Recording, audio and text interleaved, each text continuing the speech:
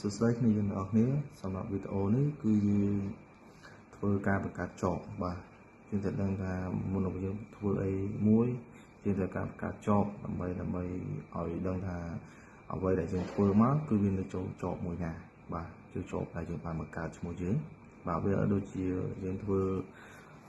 នៅក្នុងកុំព្យូទ័រយើងត្រូវការបង្កើត folder មួយដើម្បីដាក់ចូលទាំងអីដែលយើងបានធ្វើនៅក្នុង folder របស់យើងបាទអញ្ចឹងនៅក្នុងម៉ាស៊ីន total នេះក៏ដូចគ្នាដែរយើងត្រូវការបង្កើតចបបាទអញ្ចឹងនៅពេលដែលបង្កើតចបយើងត្រូវតែចូលមកទំព័រដើមម៉ាស៊ីនរបស់យើងពេលដែលយើងត្រូវចូលទៅទំព័រដើមប៉ុន្តែបើសិនជាយើងចុចទៅមុខបានចូលដល់ពេល1 page ទី1ហ្នឹងអញ្ចឹងយើងចុច escape មួយវិញមកបាទយើងចុច escape មកចូលទំព័រដើមមានទំព័រដើមវាមាន OBS USB data ហើយនិង CNFG បាទអញ្ចឹងគោលបំណងរបស់យើងចង់បង្កើតចបប៉ុន្តែបើថាគោលដៅរបស់យើងដែលយើងត្រូវធ្វើយើងត្រូវធ្វើ master plan បាទមុននឹងធ្វើ master plan យើងត្រូវការបង្កើតចបសិនបាទអញ្ចឹងយើងចុចទៅលើ S3 data បន្តមកទៀតយើងចុចទៅលើចបអានេះសញ្ញាព្រួយឡើងចុះយើងអាចស្រេកបានឆ្វេងស្ដាំបាទអញ្ចឹងយើងបង្កើតចបអញ្ចឹងយើង enter ជ្រើសរើសវាចំយើង enter អញ្ចឹងនៅក្នុងចបនេះវាមានឈ្មោះចប selection ចប detail ចប delete យើងនិយាយតែ3លើទៅបានហើយដែលថាយើងត្រូវការបង្កើតចបបាទអញ្ចឹងចប selection អញ្ចឹងយើង enter ទៅលើវាទៅចប selection អញ្ចឹងចប selection យើងត្រូវចុចទៅលើ S1 ហ្នឹងគឺ list យើងចុចទៅមើល S1 នេះ list ហ្នឹងមានន័យថាយើងត្រូវការជ្រើសរើសចបដែលនៅទំនេរបាទជ្រើសរើសចបនៅទំនេរមានន័យថាម៉េចមានន័យថាចបឈ្មោះឡុងនេះមានផ្កាយនៅពីមុខហ្នឹងមានន័យថាគេកំពុងតែបាត់មើលគេចប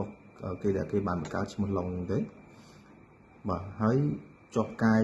ហើយលេខ4នេះមានន័យថាគេបានបាញ់បាន4ពងបាទអញ្ចឹងយើងមិនអាច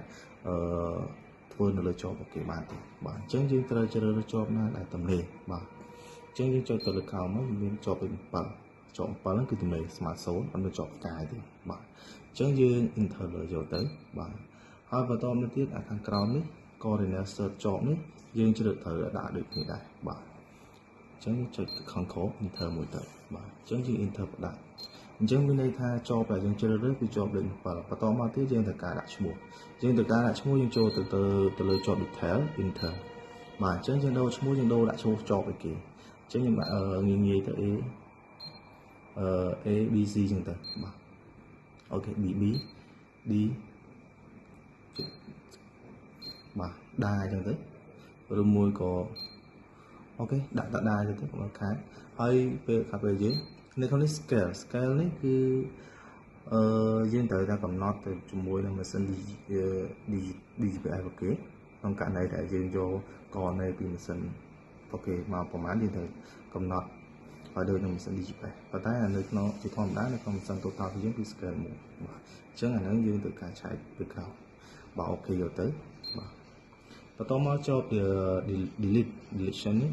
យើងចុចទៅខម enter ចប delete ហ្នឹងមានន័យថាយើងអាច delete ចបបានលុះតែចបហ្នឹងអត់មានផ្កាបាទយើងអាចលុបបានអញ្ចឹងបើចបមានផ្កាយើងមិនអាចលុបវាបានទេអញ្ចឹងអាចបលេខ1នេះអត់ផ្កាយើងអាចលុបវាបានប៉ុន្តែយើងកុំលុបដោយសារមិនដឹងថាចបនេះផលអ្នកណាទេអញ្ចឹងយើង escape ទៅបាទអញ្ចឹងយើង escape ទៀតមកបាទអានេះ no data code ហ្នឹងយើងកុំមកប៉ះពាល់វាបាទអញ្ចឹងយើងមកមើលនេះវិញនេះចបដែលយើងបានបង្កើតមកចបឈ្មោះដែរបាទចបឈ្មោះដែរអញ្ចឹងនៅពេលដែលយើងអាចបង្កើតចបបានហើយគឺយើងអាចទៅកំណត់ករណីសន្មតឬមួយក៏មានករណីជាក់លាក់យើងត្រូវការ set តាមម៉ាស៊ីនរបស់យើងបាទអញ្ចឹងវីដេអូនេះមានតែប៉ុណ្្នឹងទេការបង្កើតចបរបស់យើងគឺអត់មានពិបាកទេគឺងាយស្រួលបំផុតបាទអូខេខ្ញុំកាត់វីដេអូខ្លីៗដើម្បីឲ្យងាយយើងស្រួលមើលបាទវីដេអូខ្ញុំមានតែប៉ុណ្្នឹង